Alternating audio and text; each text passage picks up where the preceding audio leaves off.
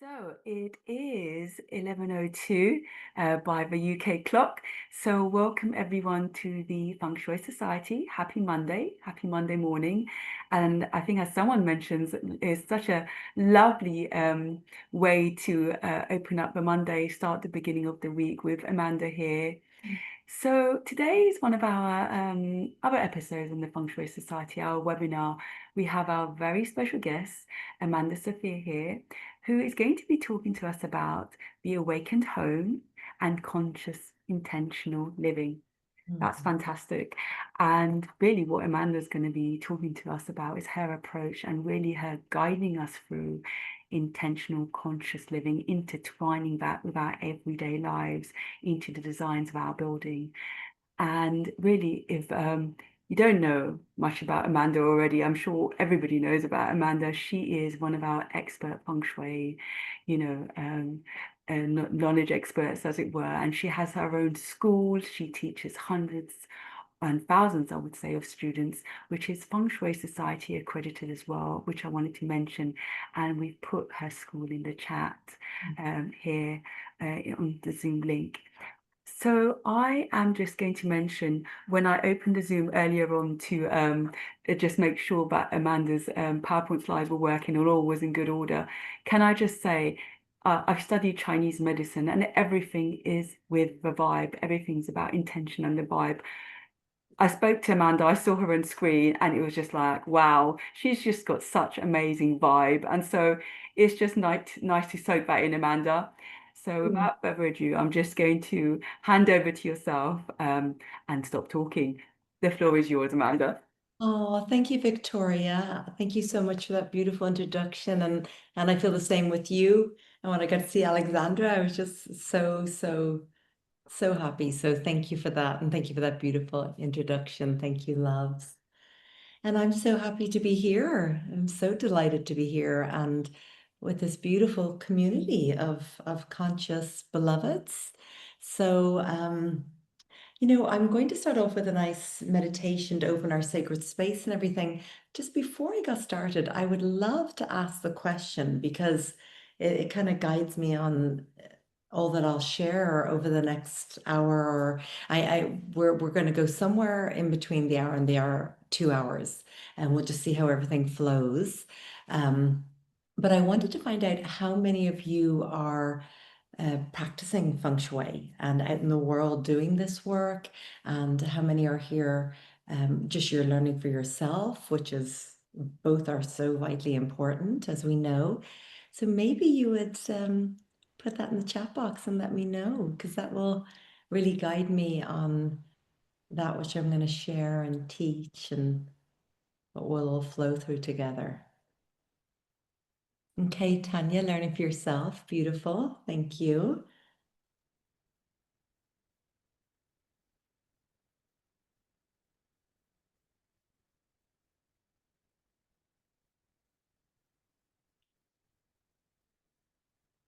Yeah, beautiful. Thank you so much. Desiree, I'm interior designer and also using feng shui in my projects. That's fantastic. Wonderful. Thank you for sharing that. And Susan, yes, Susan, I know you love you. Yeah, doing it for myself. Wonderful. And Dorina, oh, amazing. Practicing feng shui for 17 years. Feng shui consultant in the Netherlands. Oh, that's beautiful. Yeah, I'd love to know if you want to put in the chat box as well where you're calling in from. I always I love. am calling from Delft, so in Netherlands. Oh, wonderful. And yeah, I'm following Feng Shui Society and master classes and Jisan Bay and the day for consultants. So yeah, and I love to watch the webinars because it's always interesting and very inspiring to hear to the colleagues. Yeah. Yeah, absolutely. I love that. And I feel like even all my students and everything, I'm always learning so much and they're reminding me of things. Yes, indeed. I love that. And Yeah. as we all know, in the world of feng shui and our spiritual path and our self-realization, it's a lifetime of learning and practice. Yeah. So Thank you for that. And then Amanda, I've been practicing Feng Shui as a consultant and I've since qualified since 2000. Wonderful. My background was interior design originally, now focusing on raising awareness about EMFs using technology safety. Beautiful. Thank you. Wonderful. I'm Fabienne, just finished the geobiology. Oh, fantastic. And Feng Shui comprehensive course.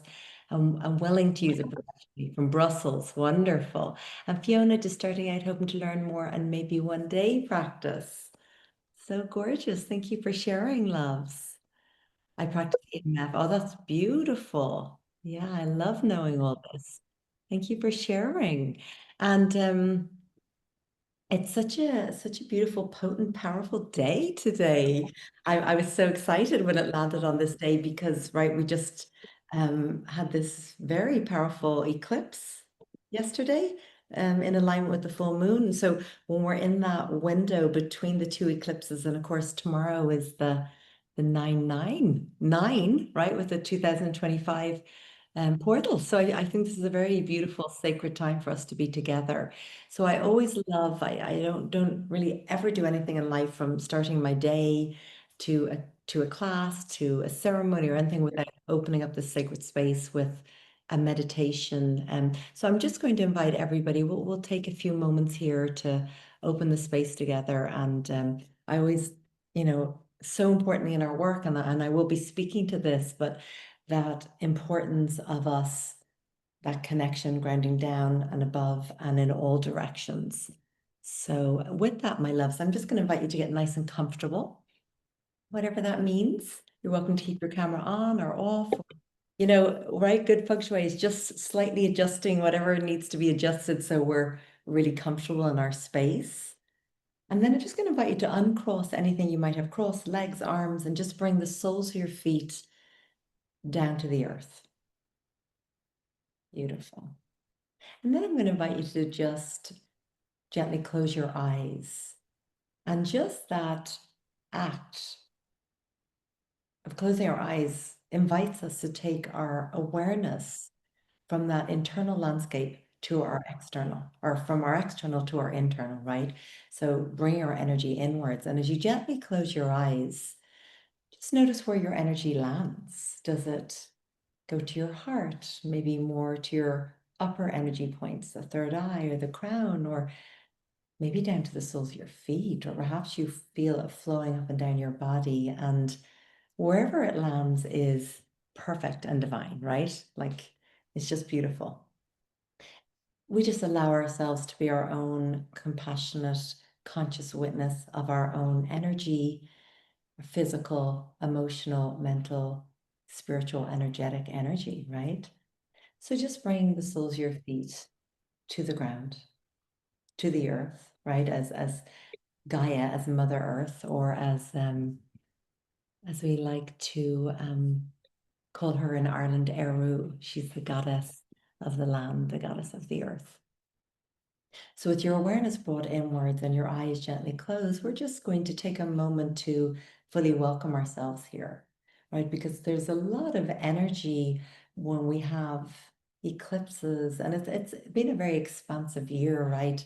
With this being the year of the snake, with a lot of shedding and a lot of releasing.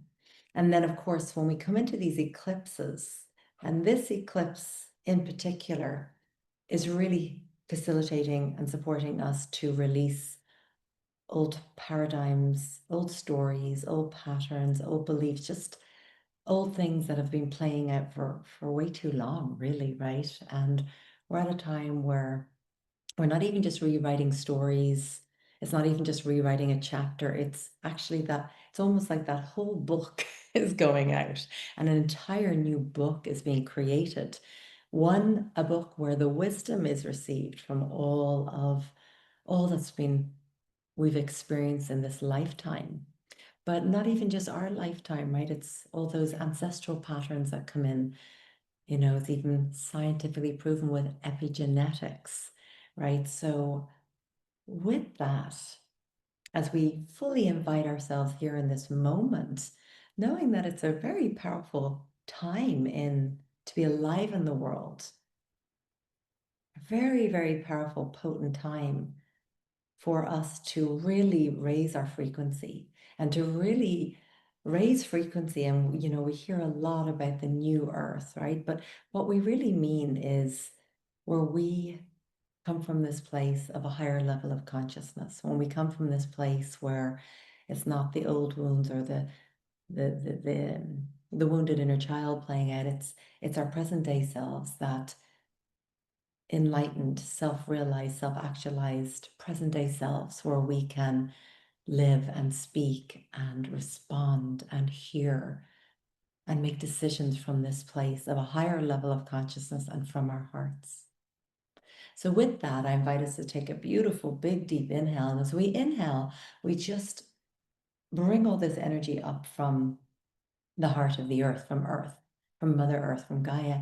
And we just inhale our breath all the way up our bodies, and drawing our breath as it rises up through our bodies all the way up to the crown of our head. And we just hold that breath, allow that energy to build, allow it to build. And then wherever we're ready, we're just, can exhale out all that energy. We can release anything, you know, while we're still in this energy of the eclipses and all this beautiful energy. It's an opportunity right here, right now, in this moment, to release anything that no longer serves us, that we know we're done with. We know we're done carrying around, seeing things playing out and repeating and old beliefs, right? So let's take another deep inhale together, collectively. Inhaling our breath, inhale, just inviting that energy to rise up, and then just holding your breath, and then whenever you're ready, just exhaling your breath all the way out, just releasing it, releasing. And as you do that, just feel your physical body just getting to be more present, right? Allowing yourself to be more in this present moment, because the past really is the past.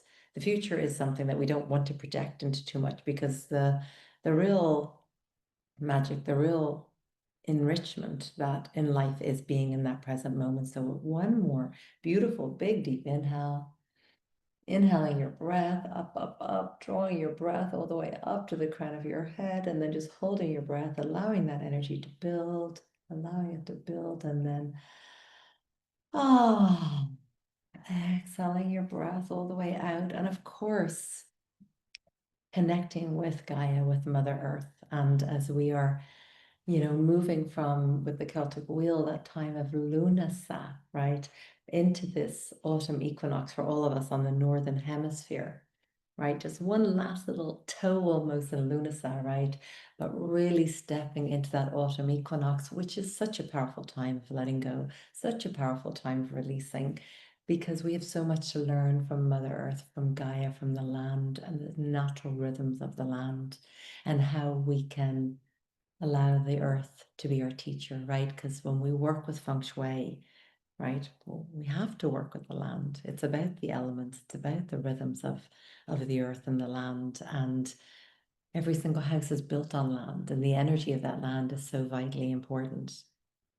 So at this time, as we head into the autumn equinox, and we see all the beauty with the purples and the reds and the oranges and the browns and the golden colors of the leaves, actually what's happening there is that beautiful rhythm of Mother Earth saying, I'm going to let these parts of myself die as I go into this descent, into this time of rebirth, this time of the underworld as the year closes. But in the Celtic wheel, we look at this as a start, because we believe you have to go through the birth canal in order to be rebirthed into the spring, right? And as we know, we'll be moving into that year of the horse, and moving with that energy and harnessing that energy that spring brings to us. So feeling that connection with Mother Earth, we're just going to bring our awareness to our heart center. And from our hearts, we're going to see this beautiful golden tube, a cord of light, from your heart down to the heart of Mother Earth. So just feeling your heart and the heart of Mother Earth connected, and where your heartbeat becomes one. And that beautiful tube of light between your heart and her heart, she also invites you to send anything down. And it's just this beautiful sacred space for you, anything that you want to pass down and through this golden cord of light, that you're ready to release. And as you know, Mother Earth has this beautiful ability to compost, right? She has this beautiful ability to transform energy, because we know energy is not something that can be destroyed, right? We all know that it is something that can be transformed. It can be worked with. And so she has this beautiful ability to compost. And then what she composts goes back into the earth, right?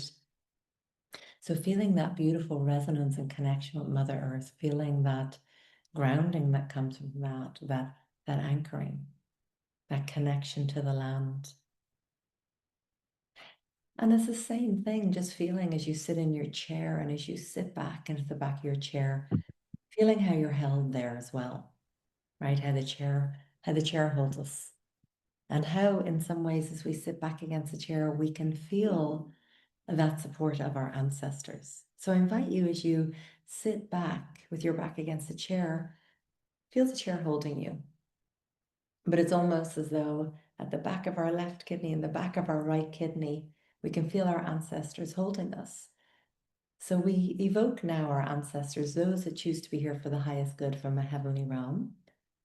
And we feel them there, and we feel their hands upon us.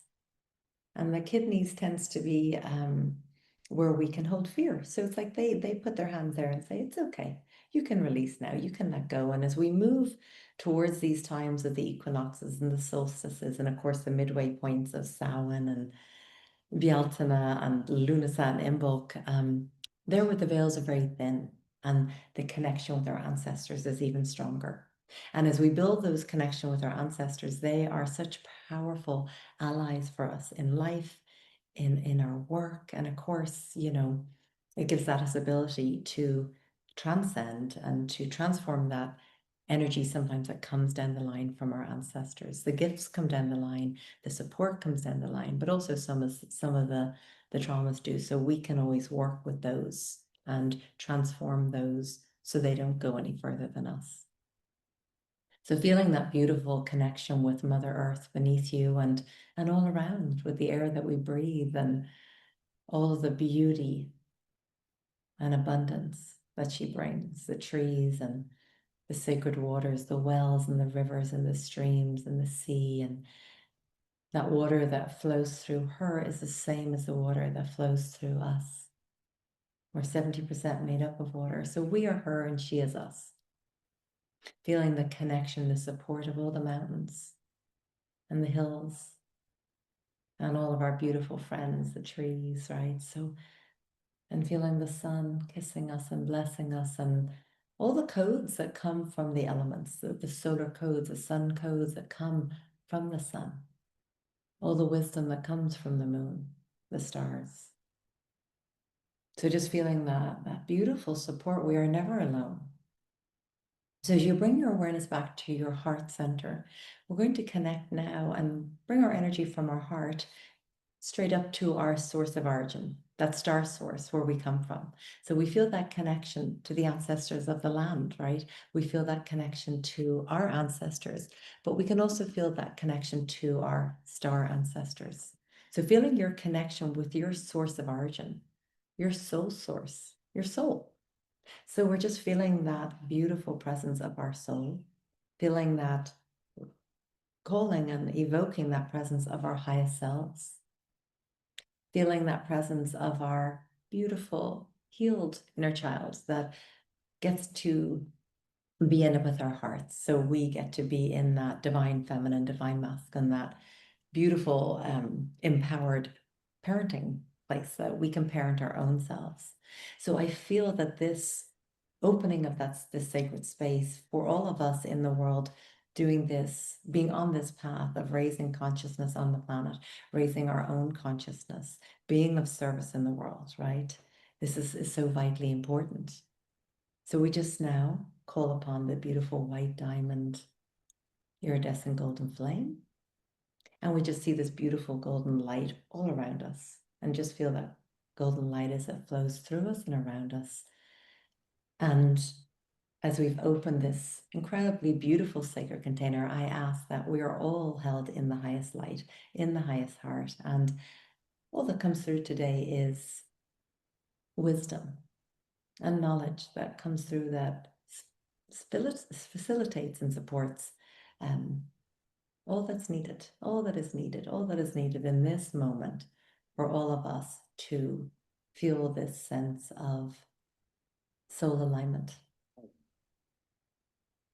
And the wisdom and knowledge that comes through today it's always like, I always look at it as this golden thread, right? The next nugget of wisdom to come and support us on our path. It's like, I think all of us come here together where we're all kind of just guiding each other home.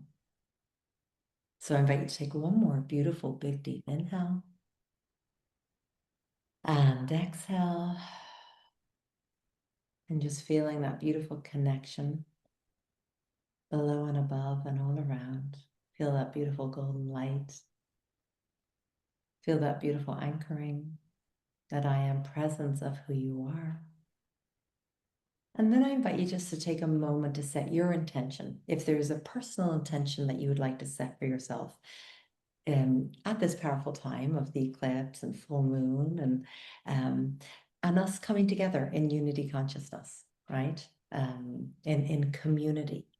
So if there's an intention that you'd like to set for yourself in your practice, in learning Feng Shui and evolving, and in your soul purpose work, in practicing Feng Shui in the world, in the community, and in making the difference that each and every single one of you do. And then if there is an intention that you would like to set for the collective, I invite you to do that as well.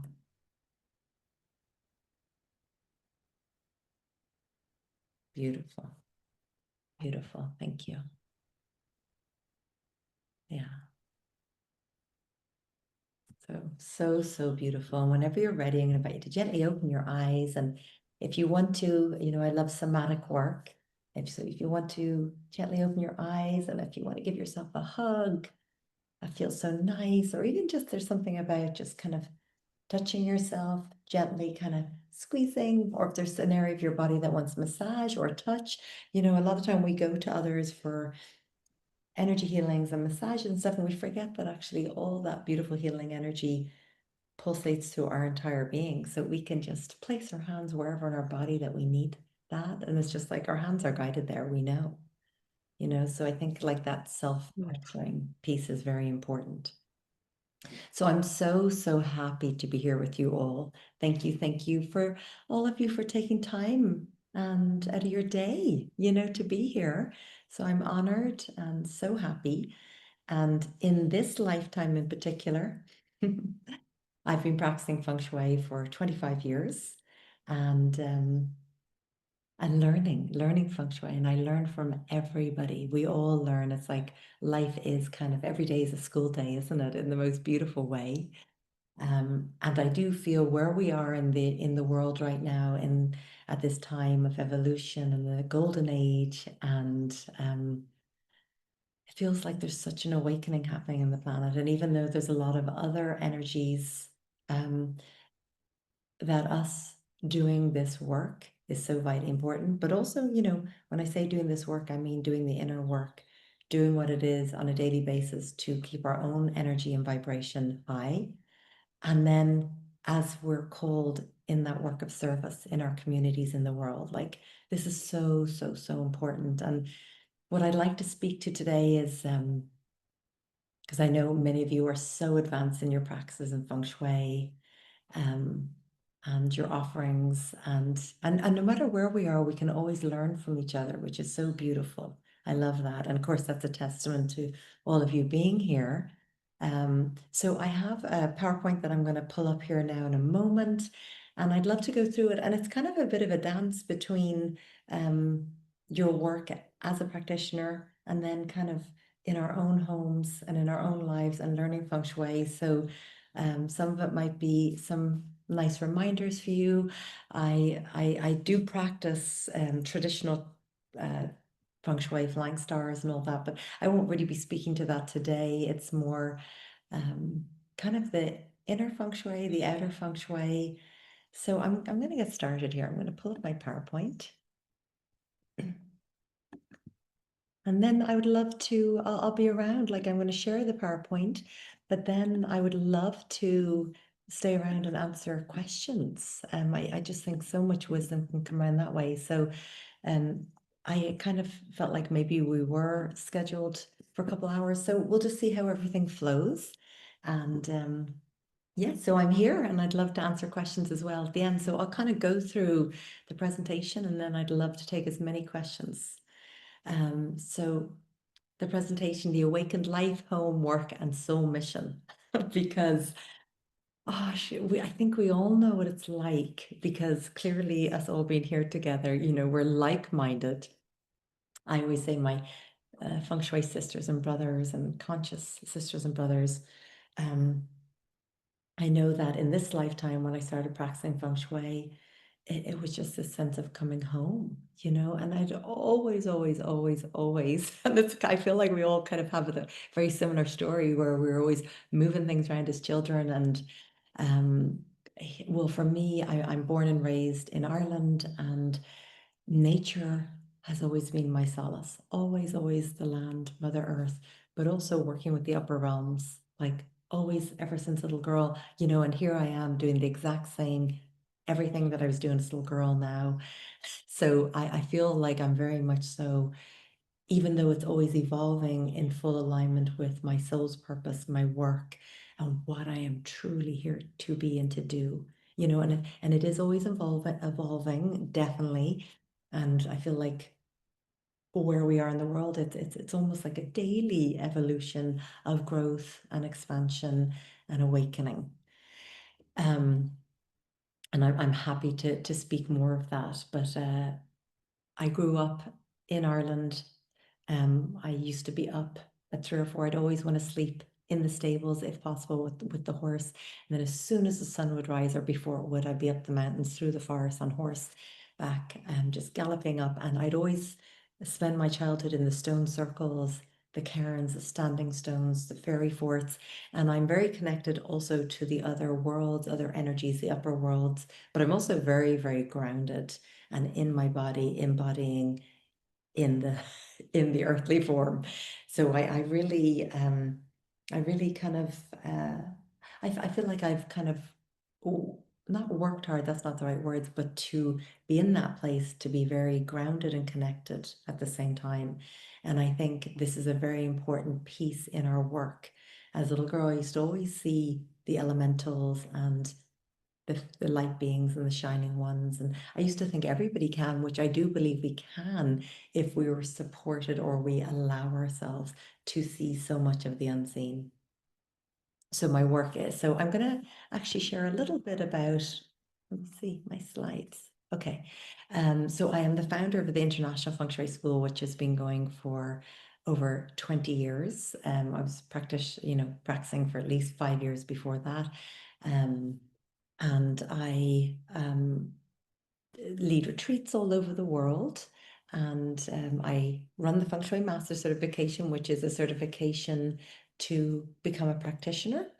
And I also run a geomancy and land healing certificate as well, because that work is equally as important as Feng Shui, because I truly believe that we can do all the Feng Shui in the whole world in our homes. But if the land has trauma and the land is really out of balance and there's severe geopathic stress where our home is placed in, I think it can be quite challenging for the Feng Shui to work, you know. So I am such a huge advocate in that.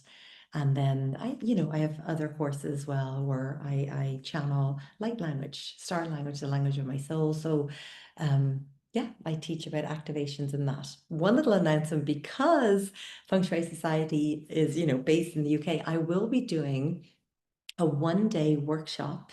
And Tanya, I'm so happy to see you're joining in London on January 24th. And, by then we'll be in Imbolc. We'll have come through autumn equinox, Samhain, which is the Halloween, right? And I love and live by the Celtic wheel, winter solstice. And then we'll be in that time of budding in January, where the snowdrops and the bluebells are there. And it's where the return of the light happens. And I'm going to be doing a one-day workshop on that. So I would love for you to join. It's on January 24th.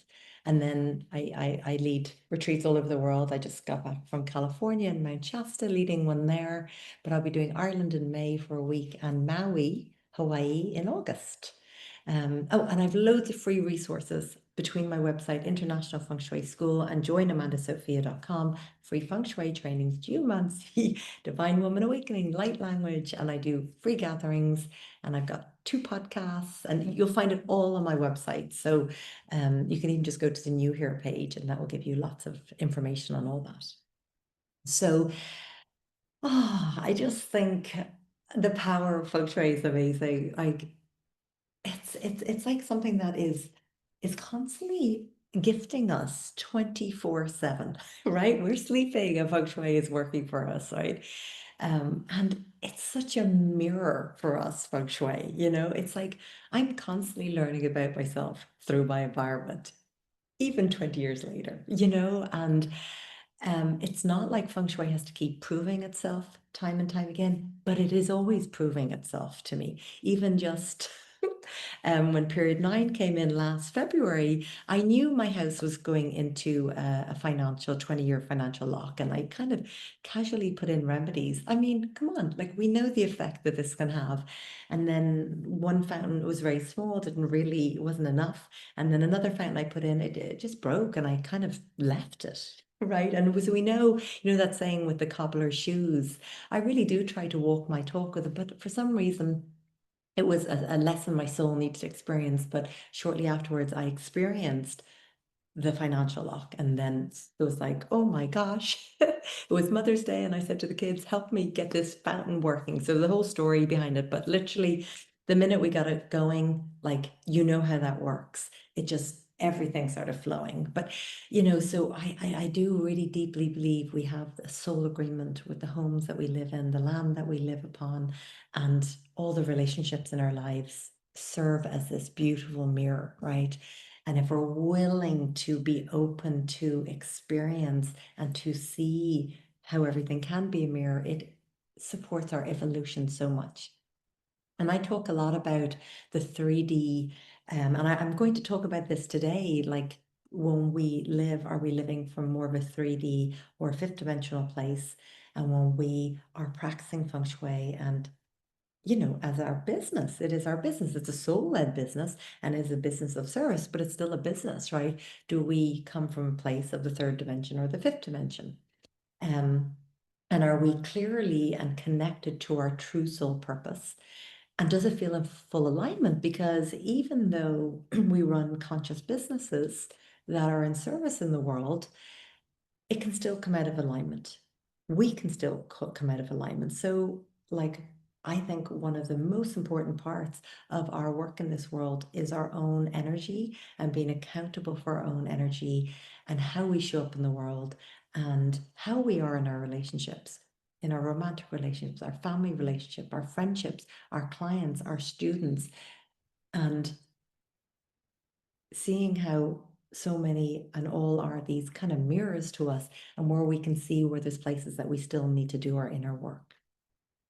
So some questions that I'm going to invite you to sit with, this next couple of weeks, take us all the way to the equinox and to the next eclipse. So I'd love for you to sit with these, and I'm going to be sharing this PowerPoint, so you're welcome to have it. But there's questions that we can sit with that are so powerful. And I like that we don't just sit with them one day, because, like, depending where we are as women or men in our cycles, and where the moon is and what's going on in our lives, we can answer questions really differently. So is my home, life, and business reflecting my highest potential to facilitate raising consciousness? Who am I today, and where do I wish to go? Is my home supporting my evolution? And am I in full alignment with my soul mission? So I just think these are some really powerful questions to ask. And, we talked about how really coming into our soul's alignment with these eclipses, that new book that we're writing, that if what we really are ready to step into all came forth for us now, are we ready, and are we willing to give permission and acceptance to receive? If it's a more successful, expansive business, or if it's like aligning with the love of our lives, or it's that incredible home, or whatever that is, right? Are we willing to fully say yes? And are we in a place, not only do we say yes, but that in our own personal energetic space of who we are, that we can maintain that expansive business or that incredibly deep, full, whole, healthy, loving relationship. So I think that these are really powerful times to ask ourselves these things. So as we awaken and as we move more deeply and sustainably into this fifth dimension that we're co-creating, because we're all guiding each other home in this new world, we are envisioning and embodying a world of harmony where everybody has enough, where love is the foundation of all that we build. So the new earth isn't somewhere that we're all traveling to. It is having that harmony within ourselves, having harmony within relationships, because we know when people are in pain, they create more pain. When people come from their hearts, they create more love, right? And love of the earth, love of each other, where we don't have to have things playing out like war and stuff like that, right? We can live from this place of harmony and peace and love, which is possible once we're all taking accountability for our part in that. So we've all come here to share our unique gifts, and every single one of us has a unique blueprint.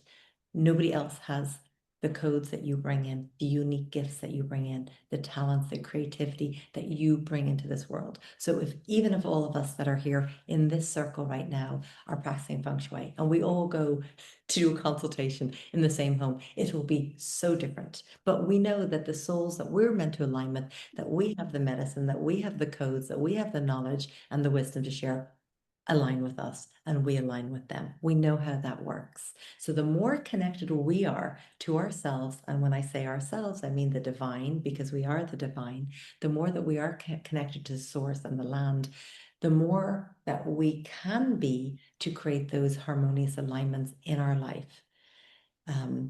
Through that connection to source, we receive divine inspiration and guidance, aligning with a higher power that truly supports our mission. So we have agreed to do the inner work to evolve and grow and expand our consciousness as we are committed to this path in a soul-led business, because the reflection of that inner transformation is always external. Hey, Brenda, may I just ask if you were to mute your microphone, if that's okay? Thank you so much. So we can only lead from a place of truth, authenticity, and integrity, continuously making space to go inwards, inquire, and realign every day with the guidance of our soul, right? So taking that time. So the three levels of consciousness that I would like to just really briefly speak about, from the 3D to the 4D, which is the portal, to the fifth dimension of consciousness, right? So the third dimension, and I'm just lightly going to speak to these, right? Because I know a lot of you know about a lot of this, but sometimes it's a reminder or awakening. But the 3D consciousness is that old consciousness where we're coming from this older patriarchic way of being, where things are kind of forced, right? We're in this constant like hustling energy, right? This egoic energy where we're all separate. Like you're over there, I'm over here, and it's competitive, right? We come from a fear, well, what happens if, right?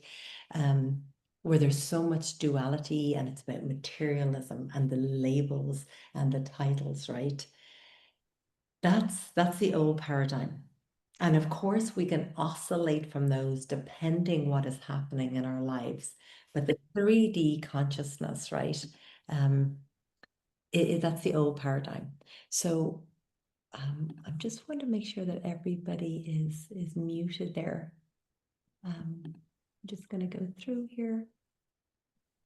Okay. Okay, there we go. Beautiful. Sorry, loves. Okay. So from the 3D is the 4D, which is the gateway. It's the portal. It's kind of like where you start going, oh wow, maybe there's more than what I can than what I can see and what I can touch. And of course, All of us agree with that, because what do we all work with is energy, right? We all work with energy. If you practice Feng Shui, we know that everything is made up of energy. And with Feng Shui, we're working with shifting that energy and neutralizing energy and activating energy and redirecting energy.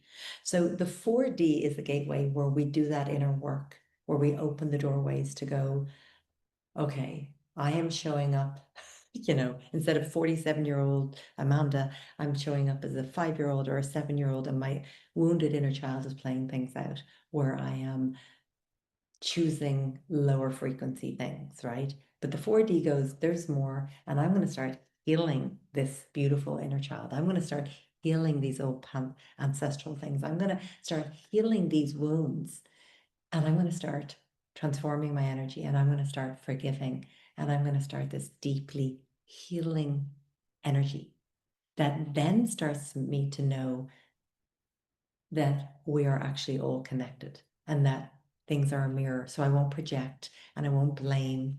I will see things as a mirror, and I will do that work that's needed.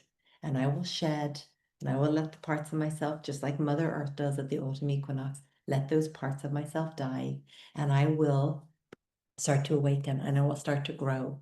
And then I will move into that 5th dimension, that higher heart, and I will start to remember the truth of who I am, the truth of why I am here. As we know, as a newborn coming into this world, we knew that we were unconditional love. We knew that we were infinite love. We knew that we were completely connected to the divine. We knew that all of our needs would get met, right? That's why second we come out crying. We knew that we could express emotions, and they were just an energy of emotion, and we let them move on.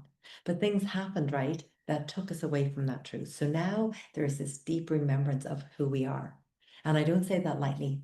The soul of who we are, the essence of who we are, the truth of who we are, that we are infinite unconditional love, that we are divine beings, and that it is our birthright. It is absolutely our birthright to have love and vibrant health and vitality, and to live in a world where everybody has enough, to live in a world where we can have peace. So we start to step into the unity consciousness. We start to surrender the old, and we step into a new paradigm where we live from this deep place of trust and transformation and heart-centeredness.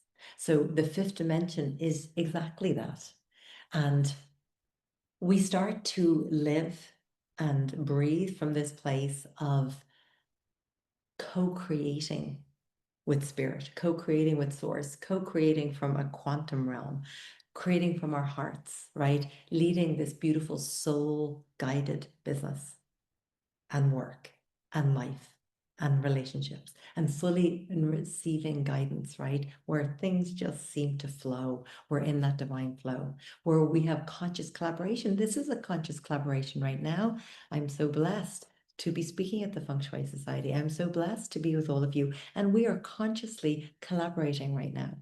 We have this deep connection to our bodies, a deep connection to know ourselves, of self-realization, to our soul, to our highest self. And we co-create from the quantum realm, right? Building a conscious business aligned with our soul. And so the questions that we keep sitting with is, when we choose to live a conscious business and a conscious life in a conscious home, right? What if I succeed? These are other questions. What if I transform lives with my work? What if I become the leader that I was destined to be, that deep knowing that you have inside of you? What if my calling starts to change the world? Like, one of my intentions, as well as being a loving mother, but is leaving this world in a better place than when I came into it. Like, that is such a huge calling for me in this lifetime, that there's really nothing else I can do than that. All right. So as our work as feng shui practitioners, and don't worry, I'm going to talk about the home, but this is just feels so important, because every single one of you that are practicing, right, and out in the world doing this work, it's like it creates this beautiful ripple effect, right? So I love the attracting your soulmate clients, serving your avatar client, right? Because we get to attract clients that we are in full resonance with in our frequency. So then every time we do inner work, every time we raise our own frequency, every time we do, we give even more permission for others to do the same and our clients do the same. Because our clients mirror our energy, and there's an alignment there that reflects our own growth and our own embodiment. Then we have a deep soul connection with, right? So we truly understand our clients and this on a soul level. And it doesn't mean that your clients necessarily have to become your friends. Some of them can, some of them, that will be up to you, what you consciously choose in your work together. But there is still a soul agreement in place of the work of awakening that we all step into the paradigm of doing. We get to co-create from a quantum field.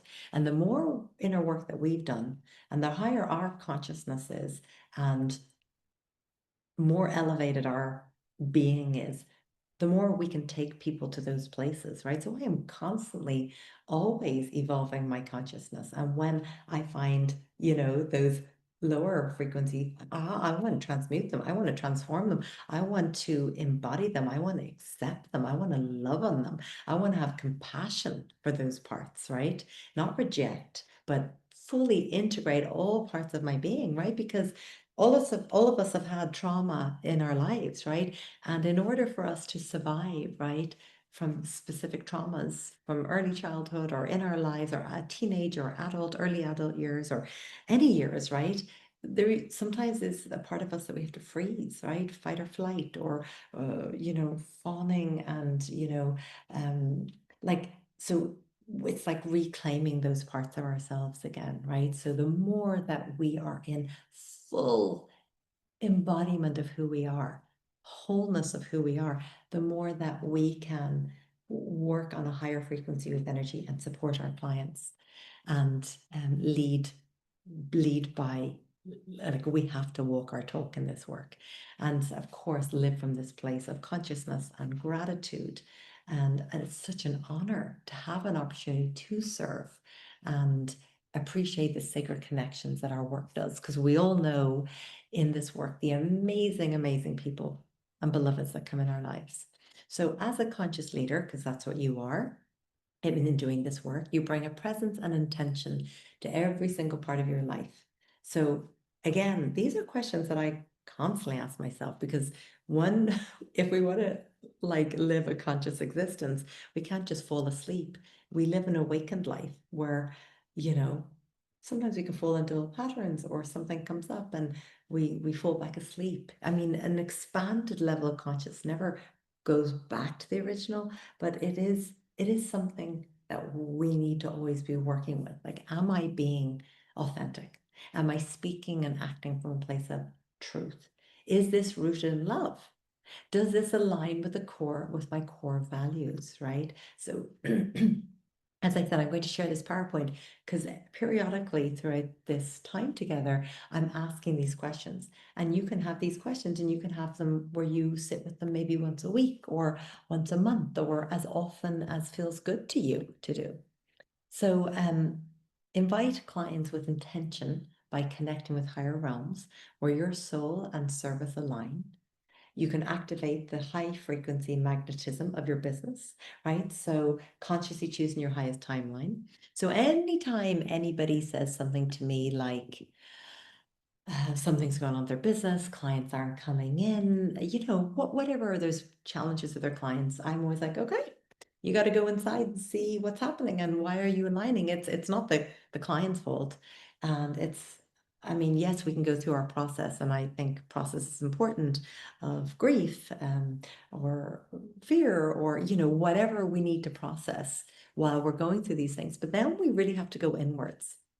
So if there's a little lull in the business, it's a beautiful opportunity to go and do some inner work and find out why that space has been given to you to do certain reflection work, to let parts of the ego die, to let old parts of yourself die, to perhaps go back and rebrand so you're more in alignment, to really sit with the work that you're presenting right now. Is it completely aligned and is it completely authentic to who you are? Or have you evolved since and you're just kind of repeating stuff, right? Because I like the feng shui that I practice is very different than what I started with 25 years ago, right? I found that when I first started practicing feng shui, it's very rigid. And I think when we're working with each unique energetic blueprint of each home, land, every soul that you work with, and then if there's a whole family, it's like you can't be rigid. It's just like, who are they? Who are the clients? What are their hopes, dreams, fears? You know, why have they called you there? And then it's sitting with all of those beautiful energies and coming up with something that is in a divine flow for everybody, right? Because the moment any of us start getting rigid in life, the moment any of us do, that's what we really need to sit with. Like, because what are we teaching about and practicing and learning about is flow, energy flow. And the minute we get stuck in our own ideas or ideals, ways of doing things, like stuck energy, stagnant energy, we need to release it and let it flow and ask ourselves these questions. So, and we really want to come from this place of sovereignty. We really want to come from this place of our full dominion of power, right? And we want to have healthy relationship, most importantly with ourselves, with the land, where we're living in harmony with her, with Gaia, with Eru, and where we're living in harmony with our highest selves, with our soul, with our spiritual path, right? And when we have that, we can build healthy relationships with our clients, with, everybody that comes in our path. But we also want to have a really healthy relationship with abundance, with prosperity, with wealth, with our value, with our worth, right? Because if we don't have that, then we'll always be coming up against those challenges, right? So knowing our value, knowing that we are worthy, and actually our value and worth is never, ever, ever something to be questioned, because the mere fact that you are present and alive in this moment, you are worthy. Like, it's just, that needs to be just taken off the table, questioning your worth or value. We can look at our integrity, we can look at the truth, we can look at our alignment, but never your value or worthiness, because the presence and the fact of your presence of who you are is that. So we can set weekly money dates to review our finances. It's amazing sometimes the hidden disillusions and lies that we can tell ourselves in relationship with our work, relationship with our value, relationship with money, relationships with love, just so that's why we really need to sit with like in silence regularly and just be willing to ask ourselves these questions so we can do the work to clear the blocks, to clear the limiting beliefs so we can be rooted in high self-worth. And that fifth dimension relationship with money it's just frequency, just like everything else. Money is just energy and frequency. And building a constant conscious relationship with abundance is so vital. So as we evolve, we access more of our true essence, which is infinite potential. And that's why the fifth dimension is so powerful, because the 3D wants us to believe that there's limited resources, which is not true. There is infinite resources, there is infinite consciousness, there is infinite potential within every single one of us. It's just we subscribe, and through the news and through things that have been projected on us through society and politics and different systems in the world, medical systems and educational systems, that we need to bring this higher level of consciousness, and we all need to be the voice and the embodiment of that in this world. And then how we do this as well is through loving ourselves and self-care and adorning and adoring ourselves, just really loving the truth of who we are. And self-care is such an important piece of that. Healthy boundaries, which I talk about, we'll be talking about, is such a vital piece in this. Doing the work that we love, that lights us up from a soul place, is so important. Wearing what we love, being the truth of who we are, and creating habits around what makes us feel good, because a healthy habit is as easy to set up as an unhealthy habit. And our days and our lives are weavings of every type of habit from the minute we get up to the second we go to sleep at night. So as conscious leaders, and conscious people and people that are growing and evolving and healing, we recognize and understand that we are vessels, we are conduits for divine wisdom to flow through us. We are that connection between heaven and earth, and we recognize that we are spiritual beings having a human experience here to learn and evolve and be of service. Well, part of us exists in the human realm, right? The vastness of us resides in the non-physical, connected to the quantum field and guided by a higher divine intelligence. And everything we do and create is in alignment with the truth and rooted in service for the highest good of all. So those of us that are choosing this path, each of us carries a unique mission, purpose, and soul blueprint. And we all hold the keys to unlock our true potential. And once we are doing that and we are walking our path of that, we can inspire others to do the same. So a deep connection to our soul reveals clarity and alignment in action. And we access wisdom way beyond the third dimension. We step into our truth and embodiment leadership. Our sacred work expands and radiates and has such a huge impact, right? We become unshakable and rooted in truth, confidence, and certainty, right? That deep knowing, like that beautiful tree does not even think about growing up unless it is rooted deeply into the land. We activate, initiate, empower others in the new earth frequency. And we get to co-create consciously in life, right? So this brings us back around to our home needs to reflect who we are and who we're becoming, a space that supports our growth, evolution, and soul expansion, right? So we get to create these environments because, you know, I talk about this a lot, right? We don't get to create the environment of the store or the restaurant or the library, but in our own beautiful homes, we do. We get to co-create the energy and the frequency in our homes to elevate us, to support us, to inspire us in a place that we can grow and evolve, right? And we can step in to a whole new paradigm in our lives and be willing to be seen, be willing to be witnessed, be willing to show up, be willing to do the work, right? So this is so very, very, very important. So let's talk a little bit more about how we can raise that frequency in our homes.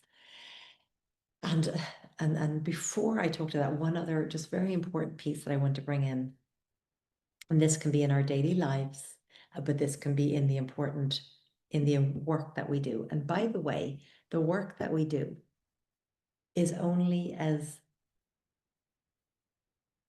supportive as the energy and the frequency that we hold, because you know you do hear some beautiful stories, and I have trained with so many amazing feng shui masters and priestesses, and so I've had so many amazing teachers and teachers from other realms that I have as well, right?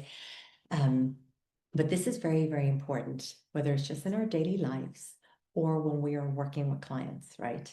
The gift of staying centered in your own energy while doing your soul work. So this is it here. So this is why I open the sacred space and always do open the sacred space as I do. So while we say deeply connected to the land, right? So it is our birthright to have that deep soul, intimate connection with the land where our heartbeat and her heartbeat are one. Connected to the energy of the soul of the home. So let's just use this for working with clients, right? So when we're working with a client and we are grounded and centered in who we are deeply connected to our source of origin. We are deeply connected to source, to the divine energy that pulsates through us, to that guides, to our higher guidance, right? So we are deeply connected to ourselves. Now, when I say ourselves, it's all of that. But then when we show up for our clients, we are deeply connected with that land, the ancestors of that land, the ancestors, the beautiful energy of that home, a deep connection to the soul of the home. And when we're connecting with that energy of the home and space, we stay completely present with our clients, but at the same time, be communicating that higher guidance that is coming through. So that is a beautiful art of doing this work. Stay completely connected in our own energy. We're working with the higher realms, receiving guidance, while still staying connected with the energies of that home. And that is where all the magic happens, because sometimes as empaths doing this work, right? Because most of us are in this work are empaths because we feel so deeply, right?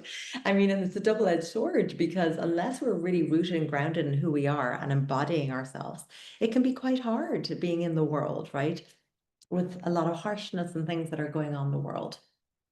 But when we are rooted and grounded in knowing who we are, we can still pick up on all the energies that we need to, but we're not like porous. We're not like, it's not making us sad, making us happy, making us angry, like, and we're constantly like taking on everybody else's energy. No, we stay rooted and grounded in our energy, but still knowing the energy that's there and still being able to work with that energy without taking it on. That is where the magic, the absolute magic happens with this work. And that's why we have to do our own inner work, because if we're going around from this place of being easily triggered, coming from our wounds, it will be very hard to stay in your own center to do this work. So that's why it is so, so important that we feng shui our own inner landscape, our own inner space, so we can show up as our highest selves. Because you've heard all these stories about these feng shui masters that come in these beautiful big cloaks, and they don't even take their hands. They just are doing the flying star calculations with their fingers. But it is their presence that they walk into the space with that creates the shift, because they may only just make 3 or 4 recommendations, right? But it is the frequency that they arrive with. And that's like when we arrive with our clients with a lower frequency into the space, we are not being of service, right? And we are not showing up as our best selves. Now, it does not mean to do this work, everything has to be perfect in our lives, because there's no such thing. The human experience has the peaks and the valleys, the highs and the lows, but it is maintaining our own center. And when stuff happens, yes, we let ourselves feel into them, move through the energies, move through because that's how it works. We have to go through it. But then we come from this where we have our tools, where we can get ourselves back up into that higher frequency and be present with our clients, be present with our family, be present with our friends. So what we really want to know is what inspires us. And we really want to know that. So our home can be a mirror of that, right? And we know it's about having what we truly love and need and use in our space. It's about consciously creating and inviting a space for ourselves, for yourself, where you can blossom. You can blossom like this beautiful lotus flower, like a peony, like a beautiful rose, like a beautiful butterfly coming out of the chrysalis, right? Once we are supported in our space. And when we're out there doing this work, that we are supported in our space. And it's not like the cobbler's shoes, that we are walking our talk. So number 1, the inner work, committing to ongoing those self-reflection and personal growth. Number 2, balance, maintaining a healthy, harmonious balance in all areas of our lives, including our home, and consciousness, incorporating mindfulness into our daily lives. So we know that our space reflects our inner world and can teach us to evolve. Just like when the light bulbs are burnt out, we're usually a bit burnt out. When the front doors stick in, it's like, are we letting that divine energy in? If there's blocked drains, right, where are we blocked emotionally or energetically, right? When the door hands are loose, where we not have a firm grip on life, like our home is constantly communicating with us.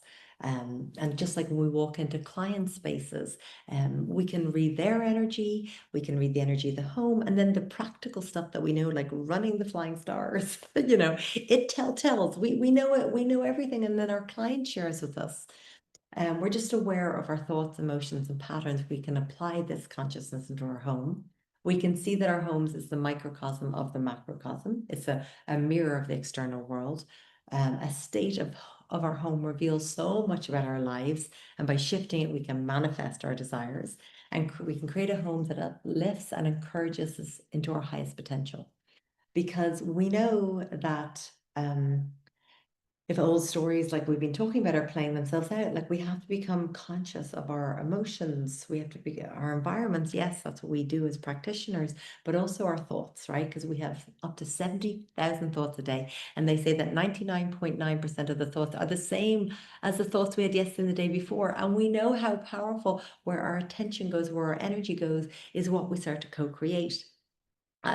number of years ago, I spent like a whole year going around with a journal, and every time I had a thought that I was conscious of, like I remember one time I was brushing my teeth, and I just said this horrible thing to myself, like you're worthless, whatever it was that I said to myself. And I just looked at myself, and I looked in my own eyes in the mirror. I was like, I'm just here brushing my teeth. Like, so I jotted that down, and I like caught myself every time I said these things to myself, and I caught the repetitive thoughts that I kept having. And then I kept calling myself out in them and questioning myself. And then I was creating new pathways in my brain, right? They realize now we can create new pathways. Then, like some of the pathways in our brains are like highways, right? And some of them aren't serving us. And then some are like these beautiful old country roads that have weeds growing up them, that we can open them up of higher thoughts that uplift us, that nurture us, that nourish us, that raise us up, versus the old ones. But we have to become aware, and that's where the inner work comes in, where the lower consciousness raised. Like, we all have that drawer in our home, or, well, I do, and I see in a lot of people's homes, can't say everybody does, where the clutter builds up, no matter how much we try to clear it out. Or some people, it's a corner of a room, some people it's a room, some people it's a corner of a house. But they say that corner or that drawer represents our lowest level of consciousness. So I'm always working with the drawer, and I'm always speaking to the drawer, and I'm always figuring out what those lower levels of consciousness are, so I can raise my frequency. I can have this sacred container where I can live, where me and my family can thrive. So to raise the vibrations of our thoughts, we can use tools like meditation and affirmations and journaling and becoming aware of them. Of course, therapy, However, if we live in a space that does not support us, it's very easy to go back into old patterns. So we know that's why Feng Shui is so powerful, because when people go for therapy, or they go for energy healing or rebalancing, or they just, if they go back into a home that's completely out of alignment, none of that can maintain. But if we go back into a whole home that supports us to be our greatest selves, then everything maintains so much better. And I always say, just because we feng shui our home, it doesn't mean everything's perfect in our lives. It does not mean that. But it means that with the heavenly destiny and the soul agreements that we have, well, however they play out, we have a beautiful home that we feel like we're receiving a hug, that we feel loved and nurtured in. We know that our earthly chi, that third, is very much so supported by feng shui. And we know that our human chi is very much so supported, because if our home is full of old energies and it's cluttered and things are broken and things are out of alignment, we know that that is going to pull down our physical human chi, our earthly chi. So it's very important that we raise the frequency in our home. So this is a beautiful opportunity in this eclipse that we can rewrite our stories. We can write a letter to our future self, right? Our wellness, our health, our mental, psychological health, our energetic health, our emotional health, our soul health, our energetic health, our soul work, our relationships, our family, our financial. We can rewrite these stories. And right now we're in a very, very powerful energy to do so. And we know about all the beautiful things we can do in our home to raise the frequency. And as we raise the frequency in our home, it raises our own frequency. And as we raise our own frequency, we can see where our home is out of alignment. So there's this beautiful constant mirroring and support. So when we space clear our home and cleanse the energy, it's going to raise the frequency in the home as we bring in intentional feng shui, and we create affirmations, and we bring crystals in. When we bring nature into the home, these are all things that connect us more and raise the vibration in our home. Decluttering. Look, we know if we got piles of clutter, it's keeping us stuck in the past. It's blocking the energy flow, right? Healthy boundaries, which we'll talk more about. Our front door, is one of the main mouths of chi where the energy comes in. It's vital that that energy is free and flowing. Creating an altar, inviting love and light and higher frequencies into our home, right? Having gratitude. I love touching the walls of my home and just being like, thank you, thank you, thank you. And I love driving in my drive and just like loving on my home, having so much gratitude for all that it does for us every second of every day, to connect with the land. I'm always speaking to the land and doing ceremonies with the land, and I grow my vegetables on the land, and I gather my herbs from the land, and I cleanse my home with those herbs, and I use those herbs in ceremony and with clients and on retreats. And then I love to cleanse, to uplift. Every day I cleanse my home. Every day I open everything up, and I let the wind come in, and the solar codes come in, and the rain codes codes, and just the fresh air flow through the space. So infusing our home with the higher heart, right? While we often focus on creating a loving environment in the bedroom, we want that throughout the entire home. Unconditional flow, unconditional love flows through the entire. So by intentionally infusing every single room with the highest heart, we create spaces that constantly remind us to live, breathe, think, act, see, listen from this place of infinite unconditional love. Your home becomes a living, breathing sanctuary, a vessel of unconditional love, facilitating consciousness, the rays of consciousness in the world. So every day, open up all the doors and windows. I love having everything as open as possible, opening up the curtains. I love just even doing things like making the bed every day. That's such a beautiful habit and ritual I love to do. Inviting in the fresh air, bringing in fresh flowers. And I love working with my herbs in the kitchen. And I love having fresh, lots of beautiful plants and fresh bowls of fruit and herbs and the smells that all that bring in. I love space clearing. Sometimes I just work energetically and I work with my higher council and we just lift off the roof and work with the space in such an expansive way. And that's how I work with clients virtually all over the world, right? Because sometimes I love doing more the virtual work versus sometimes the in-person, right? Because it takes kind of all that out of the way and you just go straight into the energies. But I also love working and space clearing with sound frequency, drums and singing bowls and tingshaws and singing and chanting and mantras. But I also love working with all the beautiful herbs. And these are all things that I go deep into in the Feng Shui Master Certification. I love working with native herbs, local herbs, growing my own herbs, and just working with the smoke and working with clearing with beautiful mantras and channeling light language. I love space clearing now with my light language, channeling light codes. I work a lot that way now as well, even more so than working with, but I use a bit of everything still, but the light language and working with light codes, I mean, it's just what I really speaks to my soul. So what I love about our home is like an entire universe within the space. It is like this beautiful big vision board where we can manifest and align with everything in our lives. And then cleanse the entire space. Like I just love working with energy and cleansing my own energy, working with the energy of my whole family. I love working with boundaries. Boundaries are so important. And how are those boundaries in our home? Do you have a fence? Do you have a gate? How is your front door? Like, is it solid? Is it working well? Like, because all of these represent the environmental boundaries, but then they represent also our boundaries, which are such a huge part of our evolution, such a huge part of self-love. Because if we don't have boundaries and we're leaking our energy and we're saying yes when we mean to say no and saying no when we mean to say yes, and we are people pleasing, that is not the way of the new earth. The way of the being in a higher level of consciousness, speaking our truth from a place of love. Of course, we're still of service, but not to the detriment of our well-being, right? So having healthy boundaries where we can say no, where we can think about things, where we can not just be on this repetitive yes mode, right? Where we can have energetic boundaries. I have energetic boundaries with my guides. Sometimes, like, I am sleeping tonight, or I'm having a day off, or I don't want to be picking up on energies everywhere I go. I am going to have a day off, from doing this work.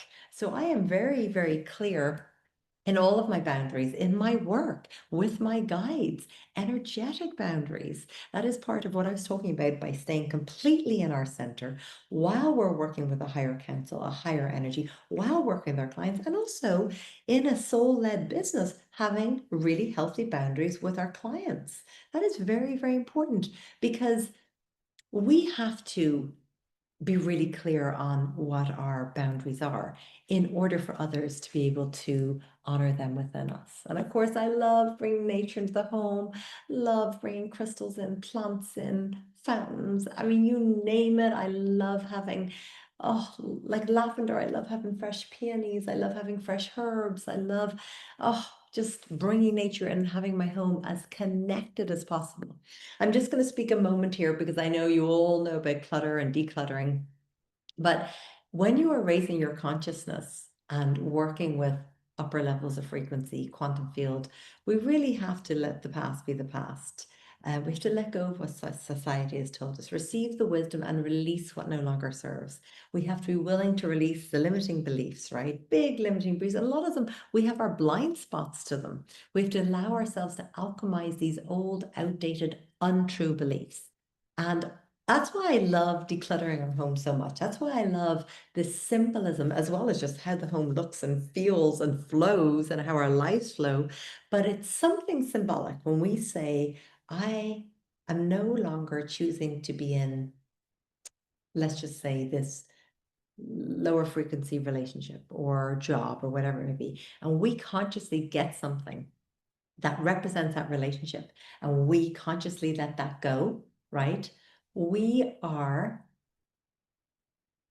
really giving ourselves something tangible to let go of. We can work with the energetics, we can work with the mental clutter around it, we can work with the emotional clutter, the physical that's in ourselves through somatic work. But when we let go of it of our home, it's just like a, oh, so if we don't need it, use it, love it. It's not in line with who we are and where we're going in our lives. It does not need to bring in our home. I love Marie Kondo's work. You know, does it bring me joy? Do we touch it? Is it something I just inherited? Is it something I got in sale? Is it something that was passed on to me? Something that I was gifted? And I'm such a people pleaser, I can't tell them no. So like it is really releasing these things that do not serve us and doing that everywhere in our wallet. I'm constantly always clearing out my wallet, my car, having children that were constantly going back and forth to skate parks and school and scouts and, you know, all the wonderful things that we do in our lives. And we're bringing and throwing stuff back and forth. And our vehicle, our car is what gets us around in life. It's our movement forward. So it's so important.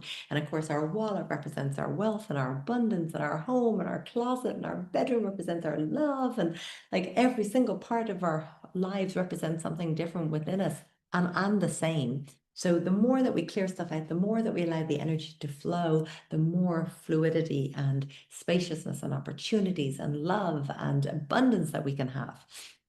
And of course, now I'm not going to really speak too much of it, and that's a whole other topic. And I go deep into teaching it in the Feng Shui Master Certification, but classical Feng Shui, flying stars, it is so, so powerful. It is so powerful and potent, reading the energetic blueprint of a house and having tangible solutions and elements and directions and degrees to work with to neutralize energy, to activate energy is so powerful. And then intentional feng shui, I'll talk a little bit more about that a little bit later on.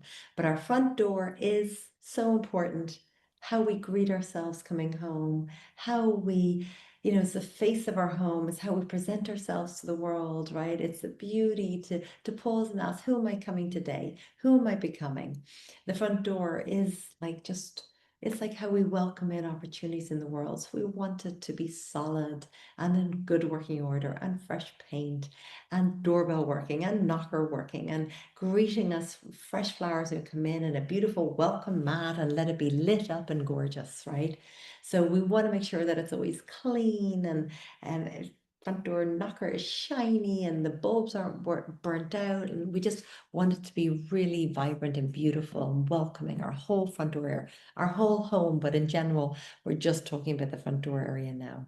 And of course, you know, just speaking of our art, like what is, like, it's just this beautiful opportunity always to look at everything in our home and ask us, you know, what is it saying? Is it representing who I am now, who you are now, or where you want to go? Or is it like stuff from the past? And then I love, love, love working with altars. I love having my altar set up. I have an altar in my office. I have an altar, my personal altar, and it's just this beautiful. We go deep into this in my trainings, but creating an altar, it's your connection. It's not your connection to divine. Divine is within you all the time, but it's like this constant conscious connection. When you sit at it, you're connecting. You're connecting with yourself. You're connecting with the divine. You're connecting with the land. You're receiving guidance. You're offering gratitude, you know. And I love creating altars based on the 5 elements, based on the directions. you know, lighting a candle, sitting and communing, bringing in the water. And again, that altar is like the microcosm of the macrocosm. It is the universe, all right? I love, love, love, love bringing beautiful crystals into my home and just things that raise the vibrations. Yeah, I love working with the crystal energy. I love bringing sacred symbols into the home. I love space clearing it. I love bringing beauty into it. And then setting yourself up in your power direction, sleeping, eating, working at your desk. Like, of course, as feng shui practitioners, like knowing, like we learn so much about ourselves by working with our home, and we learn about our blind spots. You know, even my mom, who doesn't practice feng shui, comes in, she's pointing things out to me sometimes, you know, and I'm like, I didn't even notice that. Or, you know, friends, you know, other sisters and brothers that are in this work come in and can point out things. So, you know, just really supporting ourselves in the environment, supporting our clients in the environment is so, so very important. And I was just seeing if I had, no, that was it for slides. Um, but let me just stop sharing here. The intentional feng shui as well. I love to bring that piece in because there's so many layers to the work that we do in feng shui, working with the land, working with the clients and their energy, working with the classical flying stars, working with the intentional feng shui, the best directions, the triangle. I mean, there's layers and layers and layers to this work, isn't there? Which is so, so beautiful. And I love being here with you all talking feng shui because I know that we could all be here for hours and hours talking feng shui, right? It's like one of our favorite topics to sit here and talk about. But I just want to say it's been so wonderful being here with you all today. And I hope that each and every one of you have received something that you can take away with you, some piece of something that you can take away. But what I'd love to do now is I'd love to open up to any questions that you may have. I'd love to answer any questions. So if you want to feel free to unmute yourself, you know, and if you've got questions, I'd love to answer. Amanda, yeah, go for it. Oh, hi. Well, I put my hand up first just because I have to go soon. I didn't obviously schedule quite enough time for much longer, but I just wanted to say how incredible your passion and your eloquence are so uplifting and so inspiring. Funnily enough, I just spent a weekend doing a 2-day non-residential meditation workshop. And I also, a few weeks ago, did a full week of a personalized individual retreat. So meditation. So I'm very much in sync and with what you're saying. And it's difficult, isn't it? Because whilst one wouldn't want to judge the ways other consultants work, because everybody's getting, I'm sure everyone's getting whatever results are in the universe intends. I personally like to take a more intuitive and personalized response. And I just, well, I'm almost lost for words because just what you said was so beautiful and so inspiring. So I just wanted to thank you. I don't really have a question, but what I do need to do, and I was glad to hear that you're going to send the PowerPoint, is to just watch it again and observe it, you know, imbibe more, because it's always good for us to be reminded of this stuff, isn't it? You know, so, and it's interesting because I think that, you know, when you talk about the different levels of consciousness, that it's so important to bring that into every, you know, whether we're a feng shui consultant or doing something completely different, it's just so important. So I want to share that with people that I'm working with, who you know, are raising awareness about safe technology and stuff like that, if I may. So thank you. What else can I say? Oh, thank you for your beautiful words. That means so much. Thank you. I really appreciate it. And thank you, And I've Paul. made a note of the date of your inbox of the workshop. Yeah, January So look, 24th. We'd love to have you join. You know, I think it's, I mean, I'm so grateful for online, so grateful. I mean, it's amazing. Look how we can all just come together and be together, you know, because that isn't always possible. But when we can come together in person, it's irreplaceable because, you know, even with AI and everything that's, you know, coming into the world now, nothing can ever replace us being together in sacred space together. So it would be amazing, Amanda. I'd love for you to join, and any of you beloveds would be absolutely wonderful. Wonderful. well, it's lovely to hear what you say. I'll stop talking now, but just to say that this is one of the things that my team are working up on is that there's such a tendency for everybody, and as you say, it's brilliant that we are able to meet, you know, people from all over the world and whatever, but there's nothing quite to replace being together in person. So this is something we feel very strongly about. So anyway, yes, thank you again. Thank you, Amanda. So wonderful to connect with you. And thank you for all that you shared. Really, really appreciate it. Thank you. Who else would like to go next, loves? Who would like to go next? You can just go ahead and unmute if you like.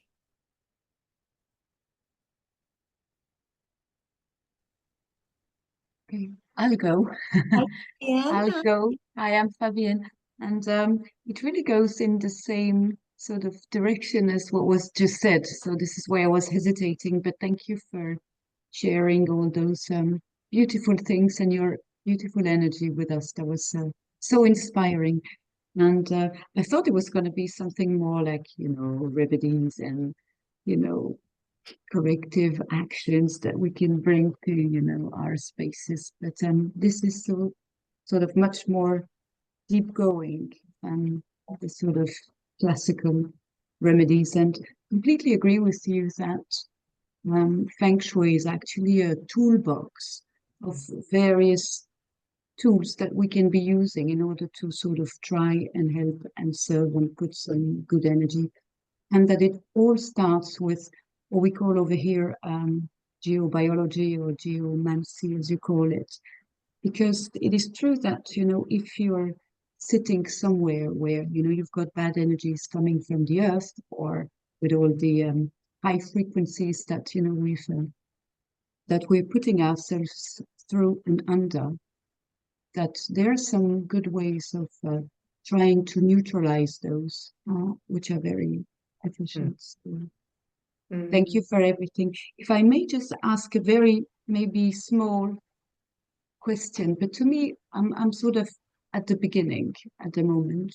And of course, one of the first things that we are probably, or we should be trying to do, is to neutralize, you know, the rooms where, and I'm not sure what the term is in English, but where you're losing energy, like toilets, like bathrooms, like closets that are not lit with natural light and things like that. And so the classic remedies will be like, and I don't like them. And this is why I'm sort of asking you if you've got better ideas. It's like, you know, paint the door in a color, or use the trompe-l'œil so that you wouldn't see there is the door, or use What that last did you say? You said adding color. use in French we call it a trompe-l'œil. So it's a picture so that you don't see there is a door and you see something else. Like you could see the picture of a window or another sort of picture. Or they're saying use mirrors just to reflect the sort of negative energy from that room out. But mirrors is not always easy to use, and sometimes they may look awkward, and sometimes they're even reflecting something that you wouldn't like to see being reflected. And so I think I've not found sort of the right sort of remedies for that. I don't know if you've got And are you asking about quick ideas. one thing in particular, or just because you were mentioning bathrooms and is there one thing in particular you're thinking about?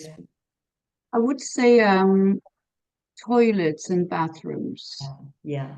So I think the really interesting thing is, and of course I was speaking of this, but like the more that we raise our frequency and raise our frequency in the home, like the more it's like transparent remedies become and intuitive they become.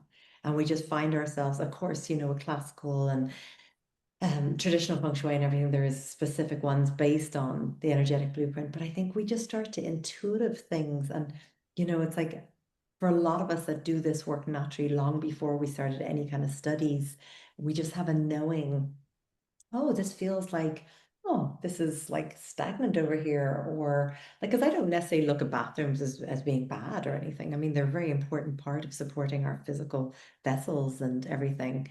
Thank you for being here, Amanda. Thank you. Thank you. Have a wonderful rest of your day. You too. Thanks. Bye. Right.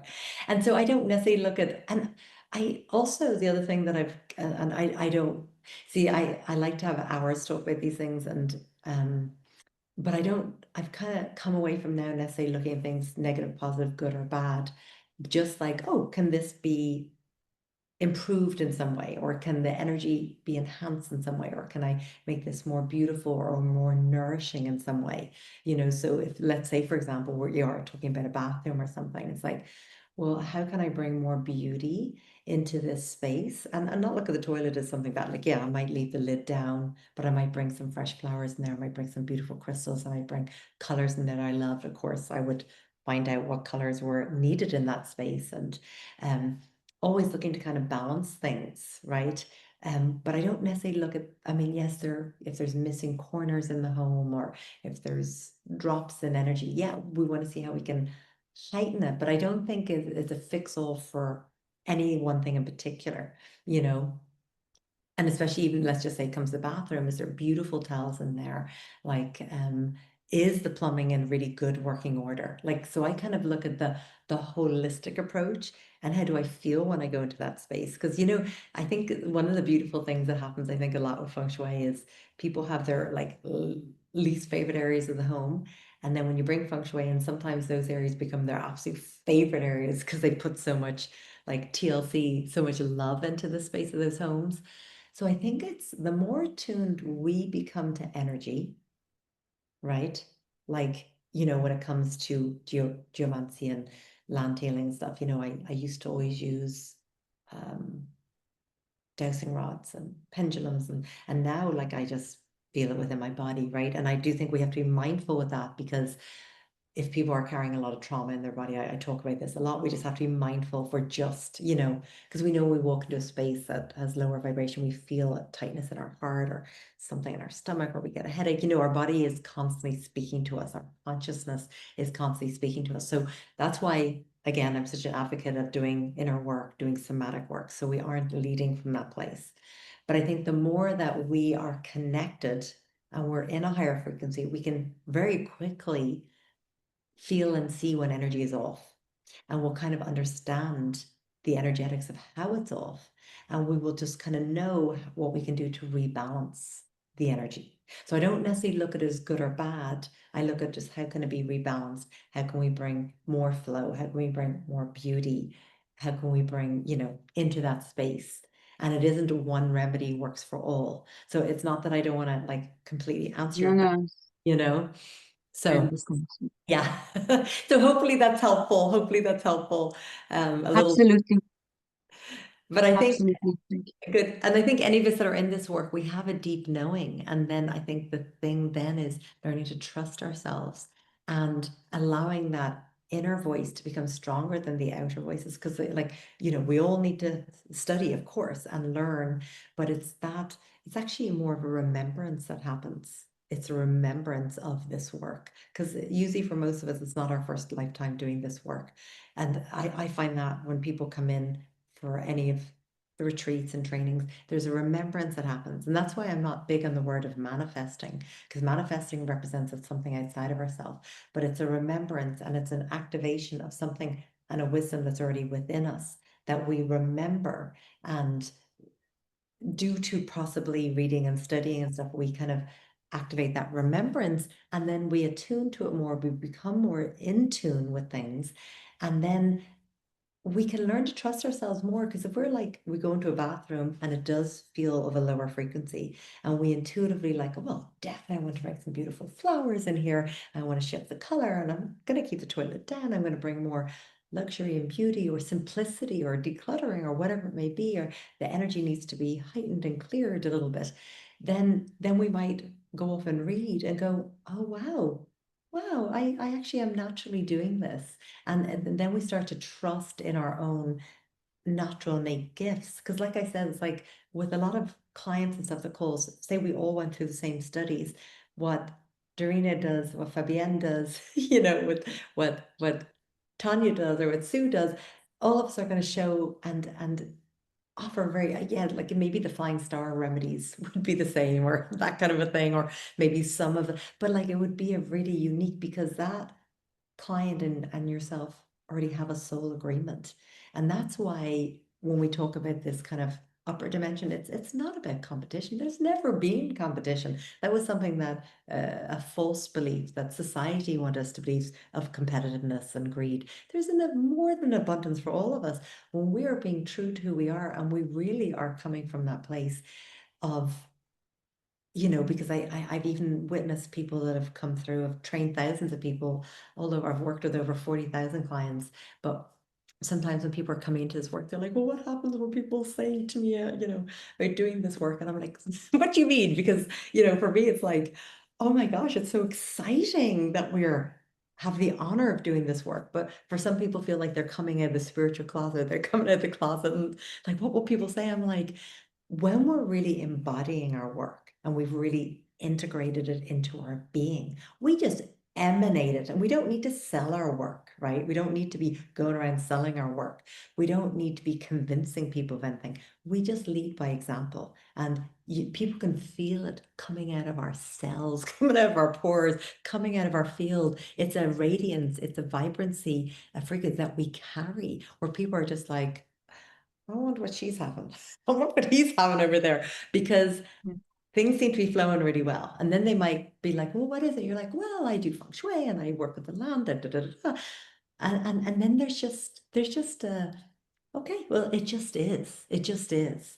So I am kind of answering some of the questions from a higher perspective. I don't want to get into, you know, the little curves which you're all learning about and know about and are already very good at.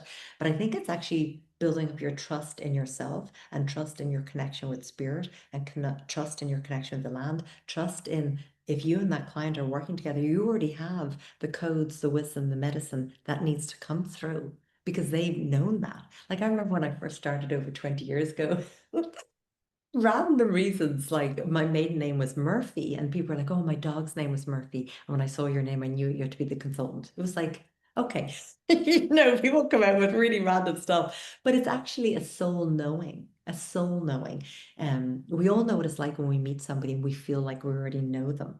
We already know them, right? Like, or even just dear soul sisters, soul brothers, people that we've come back around with in this lifetime, you know. There's a knowing. So I think it's bringing that deep knowing that's already within us to the work that we do, which is so important. Wow, thank you very much. Thank you for that wonderful question, because like I love when we kind of get to flow into like a little rabbit hole per se, and I'm hoping that there's pieces again that allow each and every one of us to kind of step more into our true path in our work. So thank you, Fabienne. Really appreciate it. Oh, there's a Thank you. comment here. Let's have a look. Thank you, Amanda. My granddaughter is also named Amanda. Oh, the presentation was wonderful, inspired me. Greetings from Finland. Oh, thank you for being here. Thank you. Tarsha, is that the right way to pronounce your name? Thank you for being here. Oh, so beautiful. So beautiful. Thank you. Yeah, so any other questions, loves? Any other questions?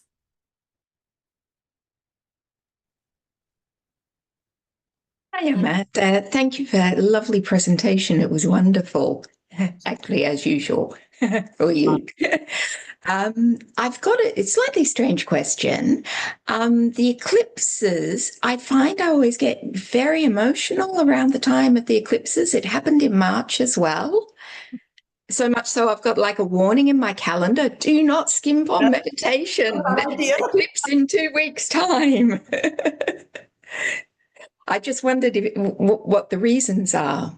Oh, well, of course. I mean, well, first of all, they're so powerful. I mean, and they're always in line with the full moons and new moons, lunar and solar eclipses, right? So the full moon, right within itself. I mean, look what it does to the sea, that huge body of water, and how it works with the tides, right? And then we're 70% made up of water. So even when there's a full moon, of course, we're going to feel more deeply. And you know, whether we're still menstruating or not as women, right? We're very much so in alignment with the moon and our own rhythms and our own cycles and the times of the month that we're whether we're still menstruating or not, that we still have that. And that's so important that we honor that and we take that time to go inwards and we take that time to expand depending where we're at. But these eclipses, they're so powerful. I mean, oh my gosh, they're so potent. So these eclipses are, I really do feel, are part of what are raising the consciousness on the planet and making us feel some things that we've wanted to numb, you know, things that we've wanted to ignore that were too painful to feel, but actually when we're really ready to release them and let them go, then yeah, we give them an opportunity to be seen and witnessed and heard and felt. And, you know, so it's like, I think what's really important at these times is really holding yourself in love, in compassion. And I love that, putting on your calendar and giving yourself chance and space to feel, because you know, emotions are energy in motion. So if we let ourselves, you know, really feel what we need to, then they can flow on, and we can step back into the empowerment side of things as well. So thank you for asking that question. So and I do think that the next 2-week window, what happens with these eclipses is it brings a lot of stuff back up and around. You know, if there were romantic relationships, even from far back, that kind of come back around, we bump into them, or, you know, a job, an old boss, or whatever, an old thing that's up to be healed. And what they do is they bring them back so we can clear them and release them for once and for all, or the stories behind them. So it's very normal, it's very natural, it's very beautiful. Just embrace it and allow it. That's what I say. Okay, thank you very much. Yeah, so welcome, love. So lovely to see you. Any other questions, my loves? Any other questions? Anyone else? I do have another one. Yeah, go ahead. Yes. If there's nobody else has a pressing one. Again, bit of a strange question. I moved to a new house in March 24, and I thought that there's like geopathic stress because the pavers around it are all a little bit wonky. And yet plants grow so well here. I mean, I haven't done a lot of gardening in Britain, but they just grow so well. Unfortunately, not just the plants you want, but the plants you want, they grow amazingly well as well. And the two things seem a bit contradictory to me. I mean, not necessarily, because see, the thing about geopathic stress and stuff is it doesn't really affect the land. The land, I mean, even look at all the sacred sites around the world, like they're all built on these incredibly powerful sacred ley lines, right? Energy lines, powerful lines of energy, right? So, I mean, sacred sites, Newgrange, Stonehenge. I mean, we have over 40,000 sacred sites here in Ireland. That's why I love it so much. You know, are amazing to do ceremony and to do healing and transformation, and it's where our ancestors communed, and they're powerful sites for healing. But to live on them is not ideal. It's too much for our systems, too much for our nervous system to have that level of energy in the land. Same with geopathic stress. The land is fine with geopathic stress. There's nothing wrong with it. Like things, and it's really interesting. Sometimes you even see under like the EMF wires and towers, like, oh my gosh, the plants are growing at exponential speeds, you know.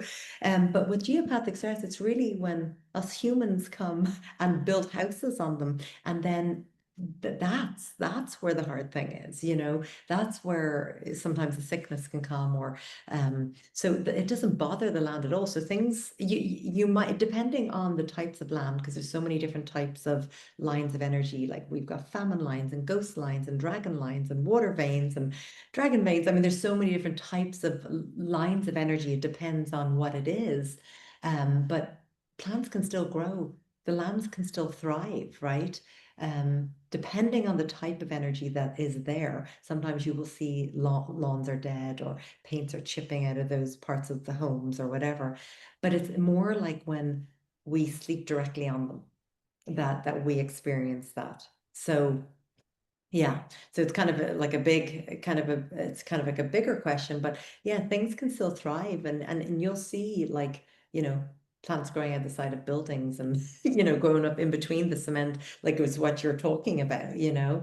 But so it depends on what that energy is and what that trauma to the land is.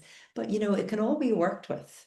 It can all be worked with. And then I think the first step is meeting the land with a level of presence and meeting the land with a level of love and gratitude and appreciation, and it being seen, witnessed in the way that it needs to, just like all of us.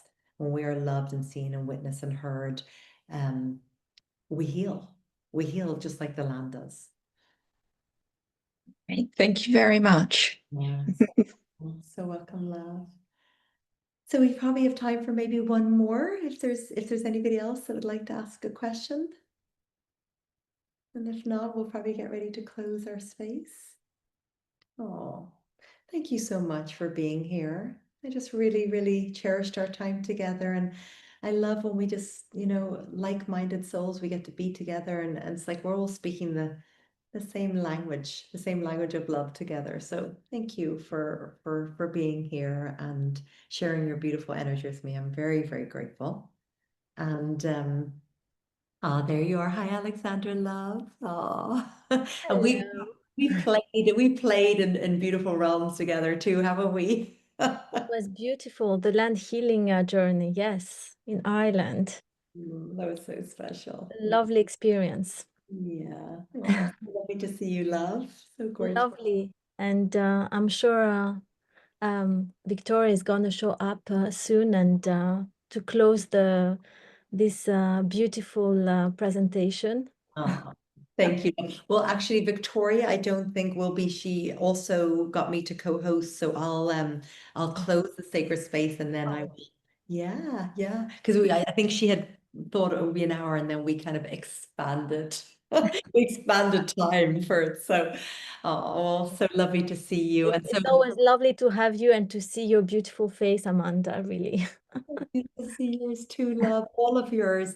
Thank you all for being here. And let's just close the beautiful sacred space as we opened it. So just bring the soles of your feet down to the earth and just floating your hands up to your heart or wherever feels good. It's just really about listening and honoring. And I just want to offer my deep, deep gratitude to all of you for being here. Thank you for sharing your beauty and your time and energy with us and all of us that are here in real time, but also the beloveds that are here and watching the recording. Because, there's not really such a thing as time and space. So once we open that space, we kind of get to be in it together anyway. So thank you for being here, giving deep thanks to the land, beautiful Gaia, Eru, Mother Earth, for all that she provides to us and all the love and the honor of getting to work with her, and the honor of doing this work, and for all of our past teachers that have passed down this incredible ancient wisdom and knowledge to our ancestors, to the ancestors of the land, and to the upper realms, to this beautiful golden light and our star ancestors and our higher council. So just giving deep thanks and reverence. And I'd like to close our sacred container, our sacred circle, in the energy that we opened it, one of love, one of peace, one of consciousness, one of deep connection, one of gratitude. So we're closing this space now. It is closed, it is closed, it is closed. Thank you, thank you, thank you. Taking a nice deep inhale and exhale. Yeah, thank you, my loves. Thank you for being here. So wonderful seeing familiar faces and new faces. So thank you all. Sending so much love. Okay. Take care. Bye. Thank you. Take care. Thank you. Bye-bye. Have Thank a you. lovely week. Thank you, Amanda. Thank you. You too, all of you. Thank you, loves. Bye. Bye-bye.